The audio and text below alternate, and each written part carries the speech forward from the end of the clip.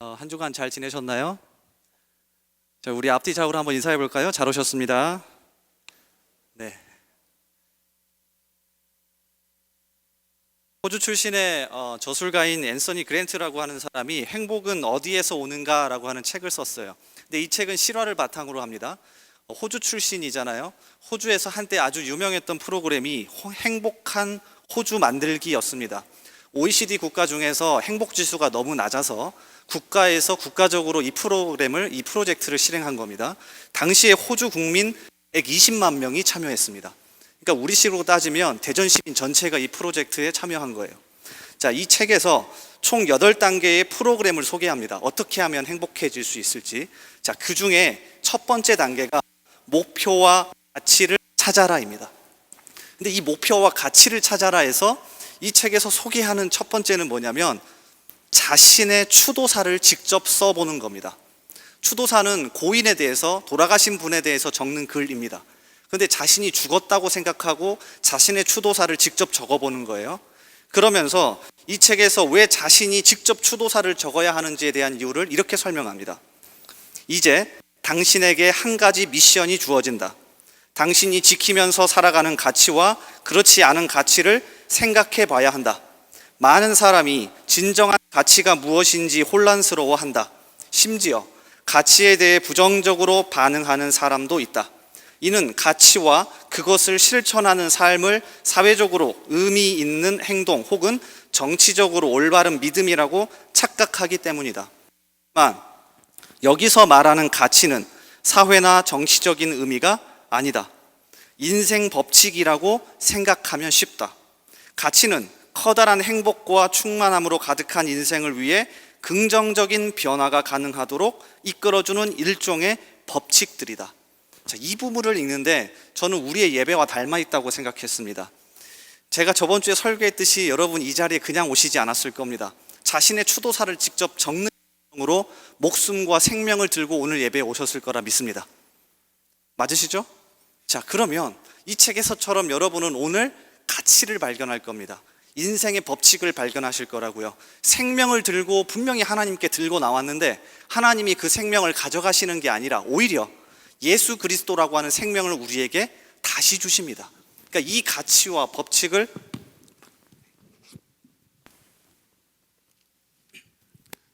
감사합니다. 이 가치와 법칙을 오늘 예배를 통해서 발견할 수 있는 거죠. 그래서 오늘 이 예배에 여러분 생명을 던지시길 바랍니다. 아멘입니까? 그리고 주님이 우리에게 주시는 생명을 누리는 예배가 되기를 소원합니다. 자, 오늘 마가복음 3장의 말씀을 같이 읽었는데요. 그래도 교회에서 부대껴야 한다. 그래도 교회에서 부대껴야 한다는 제목으로 같이 말씀 나누겠습니다. 미국의 여론조사 전문가인 조지 바나라고 하는 사람이 있어요. 이분이 자신의 개인적인 사이트를 운영하는데 여러분 관심 있으면 한번 들어가 보십시오. bana.org라고 되어 있습니다. 여기에 공짜로 자신이 설문조사하고 여론조사한 것을 그대로 자료를 게시해 줍니다. 여기서 흥미로운 것 하나가 미국의 기독교 신자들에 관한 건데 이 사람들이 2000년대 초반부터 아주 활발하게 진행해온 운동 하나가 있습니다. 그들은 자신을 혁명가라고 부릅니다. 말이 멋있어서 혁명가지 어떤 운동이냐면 교회에 가지 않고 신앙생활을 유지하는 방법을 소개해요. 자, 여기에서 이렇게 말합니다. 혁명가들에 관한 흔한 오해 중 하나는 그들이 교회를 떠났다고 해서 하나님도 떠났다는 것이다. 하지만 우리가 조사한 바로 교회를 떠나면서 하나님과 완전히 멀어진 사람들도 있지만 오히려 하나님을 더 많이 원하지만 교회에서는 그렇게 할 수 없어서 교회를 떠난 사람들이 훨씬 더 많다. 그들은 더 건강한 신앙 경험들을 짜집기해서 진지한 신앙을 추구하기로 결심했다. 그러니까 2000년대 초반부터 미국에서 어떤 운동이 벌어지냐면 교회가 건강하지 못하니까 완벽한 공동체는 없잖아요. 자, 그게 싫어서 교회 공동체를 떠나서 개인적으로 책도 읽고 개인적으로 성경도 보고 개인적으로 기도도 하면서 신앙을 유지해 나가는 겁니다. 그래서 자신들을 혁명가라고 불렀습니다. 여러분 혹시 재즈처럼 하나님은 이란 책 아십니까? 모르실 테죠. 책을 안 읽으니까. 재즈처럼 하나님이라고 하는 이 책을 쓴 도널드 밀러라고 하는 분이 있어요. 아주 유명한데 미국에서 한때 엄청난 영향력을 끼쳤습니다. 기독 청년들에게. 책 제목도 괜찮잖아요. 재즈처럼 하나님은. 근데 이분이 2014년 자신의 블로그에서 이렇게 고백했어요. 나도 혁명가의 일원이다. 나도 교회 나가지 않는다. 그러면서 이렇게 말합니다. 교회에서 설교를 듣거나 찬양을 불러도 하나님이 느껴지지 않는다. 대신 내 일을 통해서 하나님을 만난다.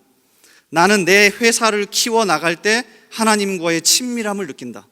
그래서 내가 교회에 나갈까? 솔직히 나가지 않는다. 그래서 엄청난 반향을 일으켰습니다. 왜냐하면 이 도널드 밀러를 따랐던 사람들이 많았는데 교회에 나가지 않고도 신앙 공동체에 속하지 않고도 멋지게 하나님과 신앙생활을 할 수 있다라고 하는 꿈을 심어주었기 때문이죠.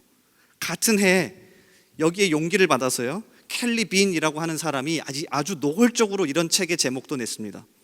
교회에 가지 않고 크리스천이 되는 법. 제가 이걸 여러 번 읽어봤는데 진짜 매력적이긴 해요. 한번 들어보세요.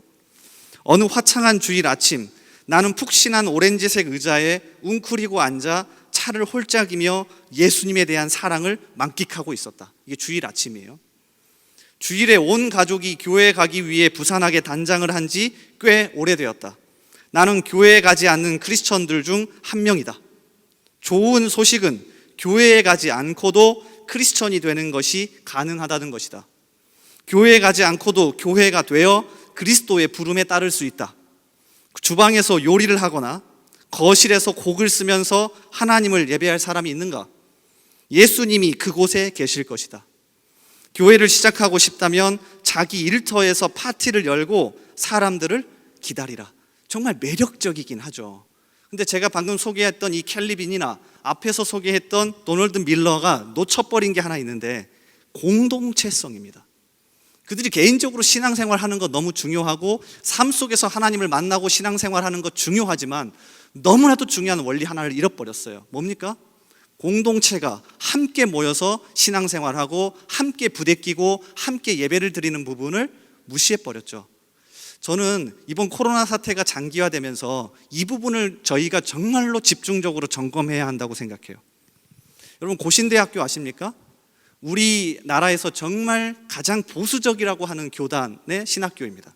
근데 이 고신대학교 교수회에서 지난 2월 27일에 아주 발빠르게 코로나 사태가 장기화될 것 같으니까 예배에 대해서 이렇게 소개해 놓았습니다. 한번 들어보세요. 신앙생활에 있어서 공예배의 중요성은 아무리 강조해도 지나치지 않다. 구체적인 한 장소에 모여서 유일하시고 참되신 삼위 하나님을 예배하는 공동체가 교회다. 주의 이름으로 모인 곳, 즉 말씀이 선포되고 성례가 시행되는 곳에 교회가 있다.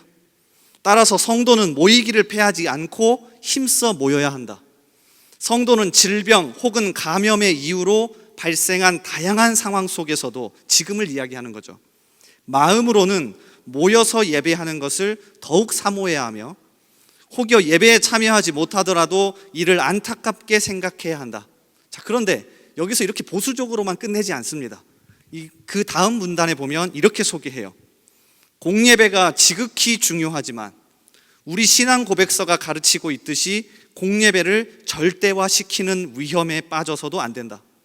무지와 미신에 빠져 있었던 중세시대의 신자들은 하나님께서 지켜주실 것이라고 믿고 예배당으로 몰려들기도 하였지만 그것이 오히려 전염병을 더욱 확산시켰던 역사적 사실을 유념해야 한다. 종교개혁가들도 전염병이 돌았을 때 하나님 사랑과 이웃 사랑이라는 규범을 벗어나지 않는 한 피신하는 것을 가장 지혜로운 방법일 뿐 아니라 하나님께서 허용한 방법이라고 믿었다. 비록 칼빈이나 루터와 같은 위대한 목회자들은 죽음을 무릅쓰고 남아있는 환자들을 돌보기도 하였지만 성도들이 예배당을 떠나서 피신하는 것까지 금지하지는 않았다. 저는 이 고신대학교 교수회가 내놓은 글을 보고 많은 것을 깨닫고 생각하게 됐습니다. 일단 이분들이 얘기하는 건 모여서 예배하는 것을 폐하면 안 된다. 하지만 또 하나, 이웃사랑이라는 측면에서 무조건 마음대로 모여서 드리는 것도 좋지 않다. 자, 왜 이렇게 적어놨을까를 고민했는데 이분들이 생각하는 건 단 한 가지입니다. 공동체성이에요. 모일 수 있든지 모이지 못하든지 뭘 생각하는 거예요? 공동체성. 우리가 하나의 몸이다. 모이지 못한다 할지라도 예수 그리스도로 하나 모이는 몸이고, 모여도 역시 주님으로 말미암은 하나의 몸이다. 자, 이 사실을 정말 뼈저리게 우리에게 생각하고 싶어서 교수회가 모여서 이 글을 내거낸 겁니다. 그러니까 지금 이 시기가 길어질수록 우리는 이 부분에 대해서 고민을 많이 하셔야 돼요. 그래서 오늘은 이 부분을 두 가지 측면에서 같이 살펴보고자 합니다. 왜 그래도 교회에서 부대껴야 하는지, 혼자서 신앙생활 잘할 수 있는데 왜 모여서 함께 신앙생활 해야 하는지 두 가지 부분에서 같이 살펴보고 이걸 붙잡고 같이 기도하죠. 자, 첫 번째는요, 굉장히 간단한데요. 첫 번째는 하나님이 그렇게 만들어 놓으셨기 때문에 그렇습니다. 설계자가 그렇게 설계를 해놨어요. 자, 오늘 마가복음 3장 31절에 보면 예수님께서 아주 독특한 행동을 하시는데, 사람들과 같이 모여서 말씀을 전하실 때 자신의 혈육이 찾아옵니다. 예수님의 육신적인 형제들이 찾아와요. 근데 주님은 굉장히 단호하게 뭐라고 말씀하십니까? 내 형제가 아니다 라고 이야기하시죠. 자, 제가 다시 읽어드릴 테니까 한번 눈으로 잘 따라오세요. 그때 예수의 어머니와 동생들이 와서 밖에 서서 사람을 보내어 예수를 부르니, 무리가 예수를 둘러 앉았다가 여짜오되, 보소서 당신의 어머니와 동생들과 누이들이 밖에서 찾나이다. 실제 어머니와 형제들이 찾아온 겁니다. 33절, 대답하시되 누가 내 어머니이며 동생들이냐 하시고 둘러 앉은 자들을 보시며 이르시되 내 어머니와 내 동생들을 보라. 그러니까 그곳에 예수님을 믿고 같이 모였던 공동체를 향하여서 가족이라고 부르십니다. 아주 독특하죠. 그러면서 35절, 누구든지 하나님의 뜻대로 행하는 자가 내 형제요 자매요 어머니이니라. 자, 이 말씀은 예수님이 혈육적인 가족을 무시한 게 아닙니다. 여러분 잘 아시는 것처럼 예수님은 십자가에 달려 돌아가시는 그 마지막 순간, 고통스러운 순간에도 자신의 혈육적인 어머니를 걱정했습니다. 그래서 요한복음에는 사랑하시는 제자라고 되어 있던 사도 요한에게 어머니를 부탁하죠. 그러니까 예수님은 혈육적인 가족도 굉장히 챙기셨다고요.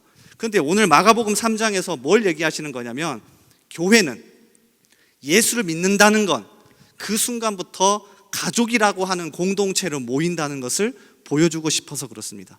이게 독특합니다. 예수를 믿는다는 건 혼자서 내가 나 이제 오늘부터 예수 믿어야지, 나 예수님 너무 좋아, 나 예수님이 가르쳐준 말씀 너무 좋아, 그래서 나는 교회 다닐 거야, 그리고 믿음을 가질 거야, 이 정도 차원이 아닙니다. 성경에서 말하는 믿음을 갖는다, 예수를 믿는다라고 하는 건 그 순간 뭐가 되는 거예요? 같이 예수를 믿는 사람과 공동체의 한 몸이 되는 거예요. 그러니까 이게 굉장히 놀라운 신비입니다. 자, 이게 기독교 믿음의 신비예요. 예수님은 오늘 마가복음 3장에서 이걸 가르쳐주고 싶었던 겁니다. 그런데 여러분이 성경을 흥미있게 조금만 읽어보시면 마가복음 3장에서만 하신 이야기가 아닙니다. 바로 앞에 있는 마가복음 2장에 보면 또 아주 독특한 상황이 등장합니다.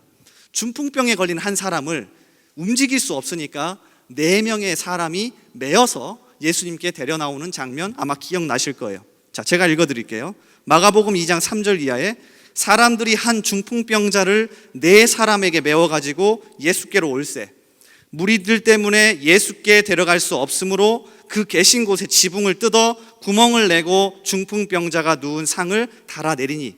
정말 대단한 노력이죠. 예수님에게 이 중풍병자를 데려가기 위해서 지붕까지 뚫어서 예수님에게 내리는 겁니다.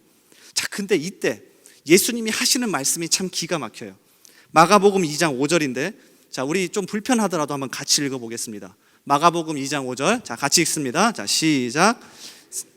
그들의 믿음을 보시고 중풍병자에게 이르시되 작은 자야. 아멘. 예수님이 처음 본 그 중풍병자에게 작은 자라고 표현하십니다. 우리 개역 성경은 작은 자라고 표현되어 있는데, 이 말을 성경 원어로 살펴보면 테크논이란 단어예요. 근데 이 테크논이란 단어가 무슨 뜻이냐면 부모가 어린 자녀를 향해 부르는 용어입니다.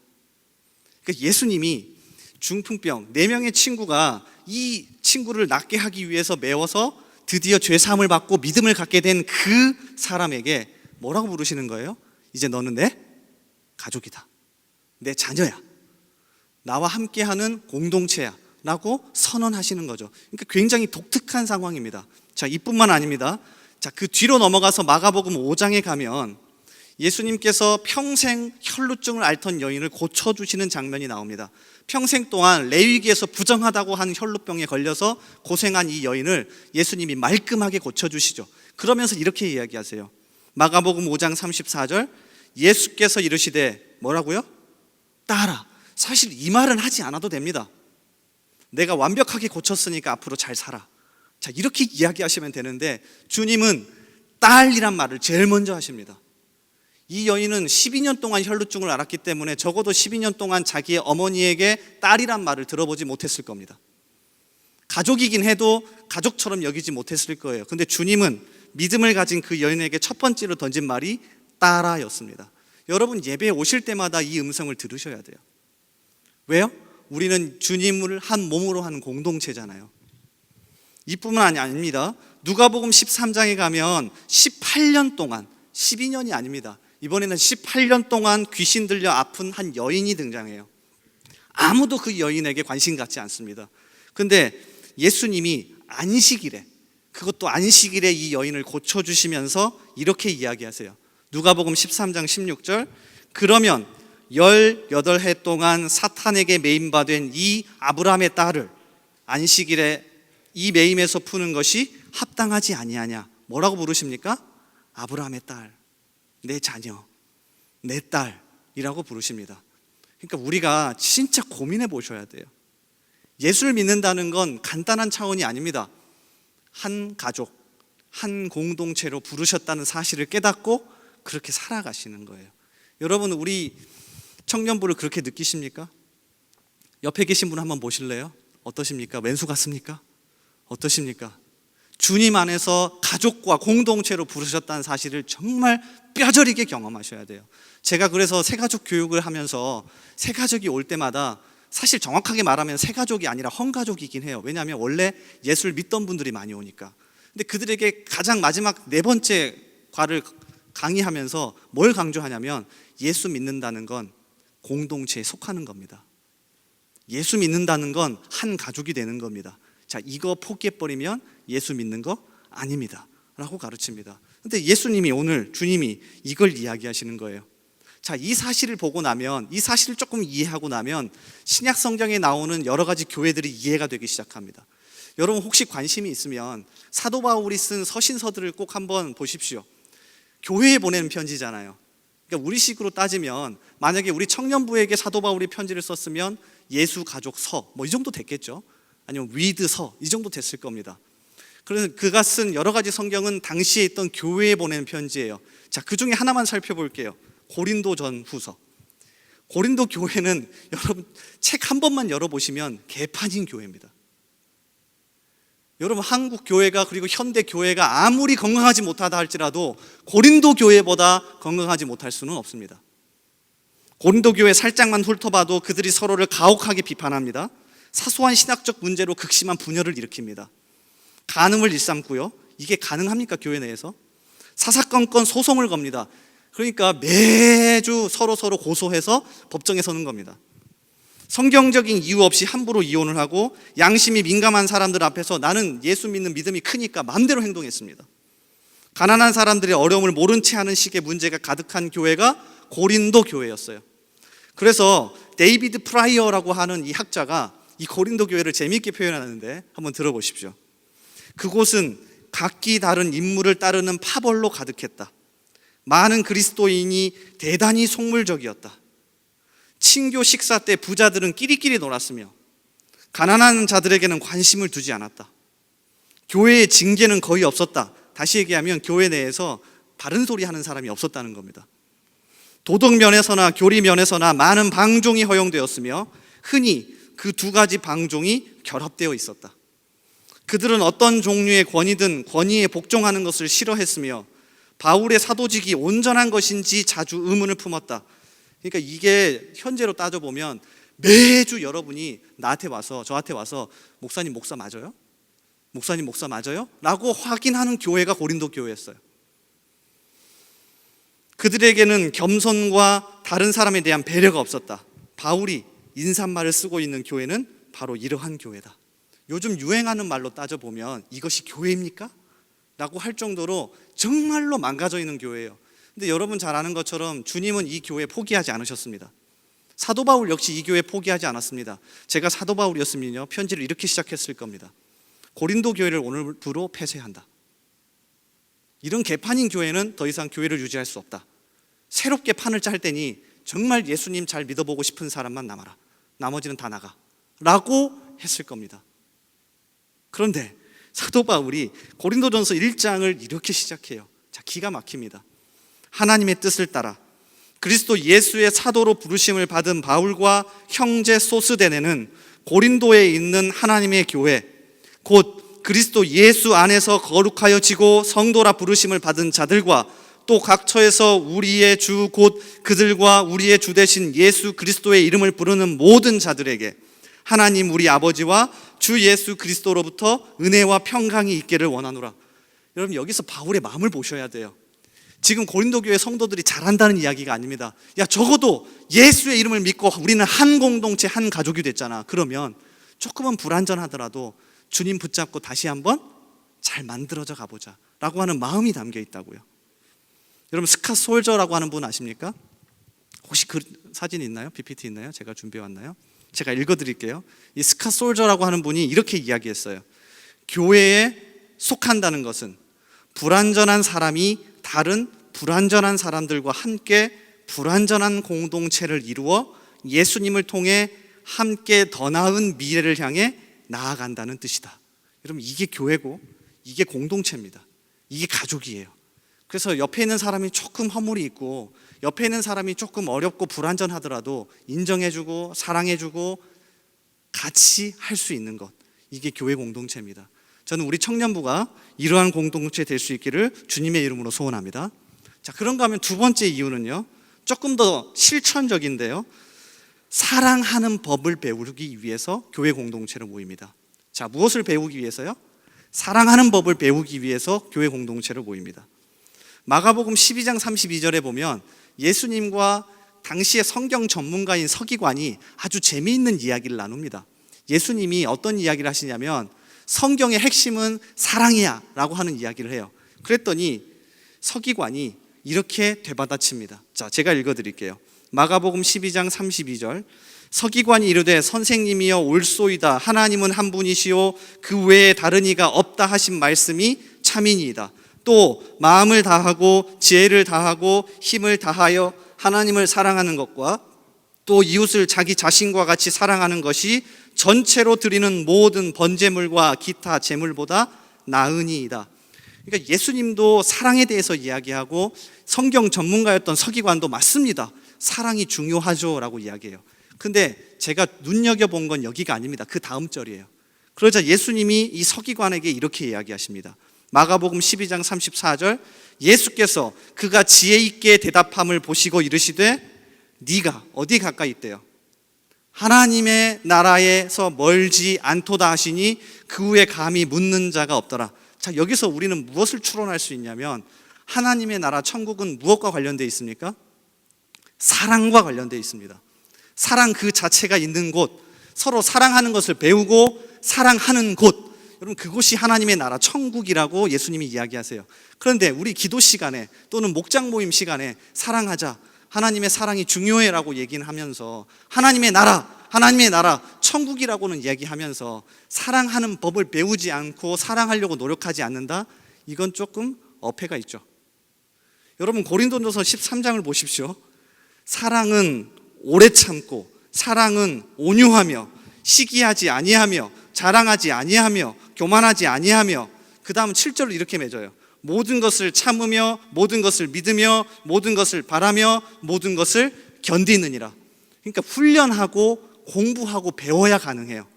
만약에 고린도전서 13장에서 사랑은 갑자기 마음이 끌려 눈이 번쩍 뜨이는 것이라고 얘기했으면 여러분은 그런 공동체를 찾아다니시면 됩니다.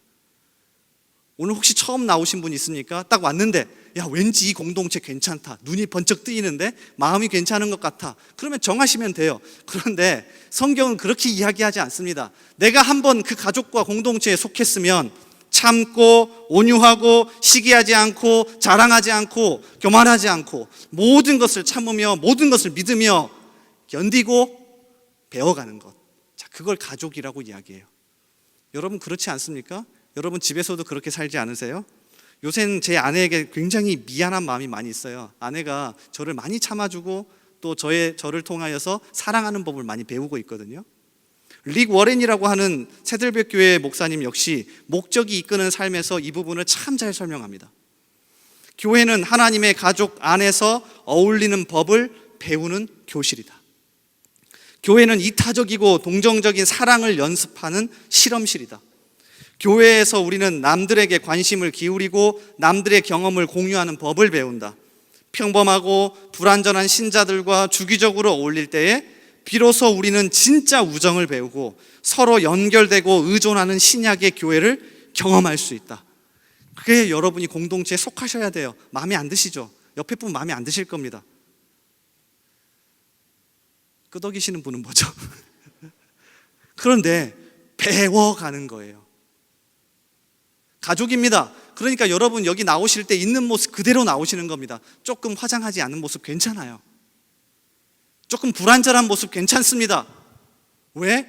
그걸 통하여서 서로가 용납하고 인정해주고 사랑하는 법을 배우거든요. 자, 이 때문에 저는 제 아내와 8년 전에 결혼할 때 서약서를 이렇게 썼습니다. 아침에 깨어서 보는 당신의 맨 얼굴도 사랑하겠습니다. 제가 이걸 왜 썼냐면 제 아내가 한 번도 8년 동안 아침에 저보다 먼저 일어나서 화장을 하고 저를 기다려준 적은 없습니다. 무슨 얘기인 줄 아십니까? 있는 그대로의 모습을 그대로 보여줍니다. 그리고 저는요, 그 모습을 그대로 인정하고 사랑하는 법을 배워갑니다. 여러분, 교회는 그런 곳이에요. 완벽한 공동체는 없습니다. 여러분이 완벽한 공동체를 생각하신다면 매주, 아니 매년 교회를 옮기셔야 할 겁니다. 근데 여 안에서, 이곳에서 뭘 배워가는 겁니까? 조금 더 사랑하는 법을 배워가는 거예요. 조금 더 용납하고 인정하는 것을 배워가는 겁니다. 여러분, 그러니까 제가 제발 부탁합니다. 가면을 쓰고 교회 오지 마십시오. 있는 모습 그대로 오십시오. 제발 거룩한 척 가면 쓰고 오지 마십시오. 괜찮은 척 가면 쓰고 오지 마십시오. 나는 사랑이 많은 척, 나는 믿음이 좋은 척, 나는 성경을 많이 하는 척 가면 쓰고 오지 마십시오. 여러분, 집에 들어가실 때 그렇게 하십니까? 집에 들어가기 전에 거울을 한번 쳐다보고 우리 엄마 아빠가 나를 정말 잘 보여야 되는데 화장을 한번 더 하고 콧수염을 깎고 머리를 다시 한번 자르고 집에 들어가시는 분 계십니까? 그냥 들어갑니다. 땀을 흘리면 흘리는 상태로 들어갑니다. 배가 고프면 배가 고픈 상태로 들어갑니까? 집에 들어갈 때 엄마가 밥 안 차려줄 거 걱정돼서 여러분 밥을 먹고 들어가십니까? 꼬박꼬박? 어떠십니까? 그냥 들어가는 겁니다. 교회 공동체는 그런 가족과 같은 공동체예요. 여러분이 있는 그대로의 모습으로 나왔으면 좋겠어요. 그래서 그걸 어떻게 해요? 조금 용납해 주는 겁니다. 사랑해 주는 겁니다. 여러분, 이거 정말 못해요. 저도 잘 못하는데요. 우리 정말 이거 못해요. 이거 하셔야 돼요. 이거 하셔야 돼요. 여러분, 봉태규라는 분 아십니까? 연기자인데 제가 참 좋아하는 연기자예요. 그렇게 잘생긴 배우는 아닌데 제가 잘생김을 논할 수는 없지만 연기를 참 잘합니다. 그리고 이 친구가 참 중요한 게 글을 쓰는 친구예요. 그래서 작년에 책을 냈다는 거 아십니까?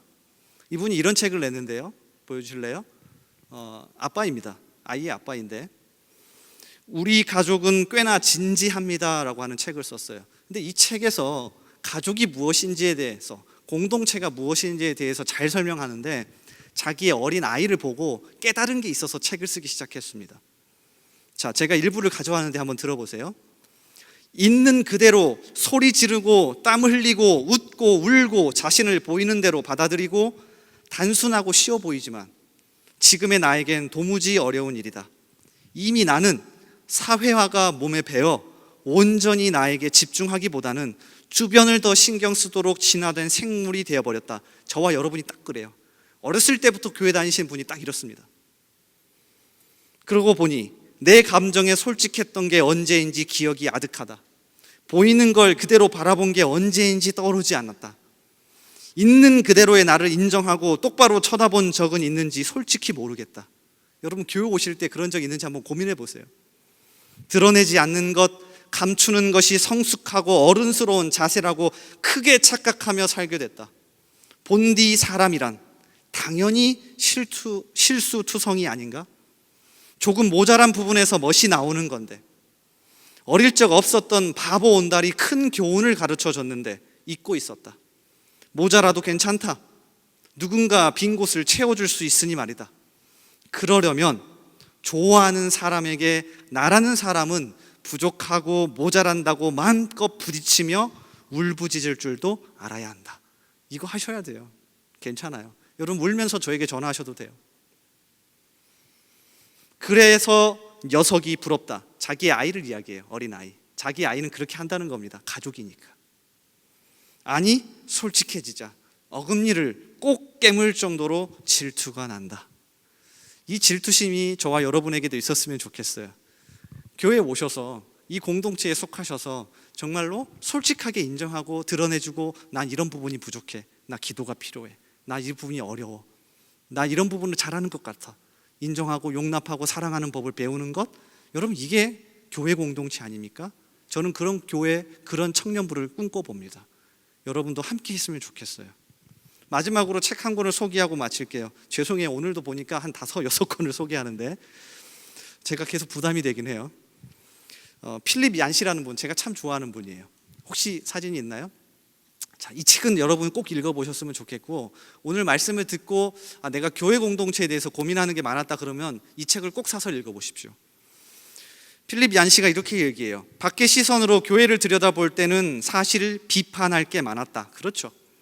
하지만 일단 교회 내부로 깊숙이 들어와 헌신하게 되자 신약 성경이 제시하는 교회의 모범을 그대로 실천하기가 얼마나 어려운지 나는 깨닫게 되었다.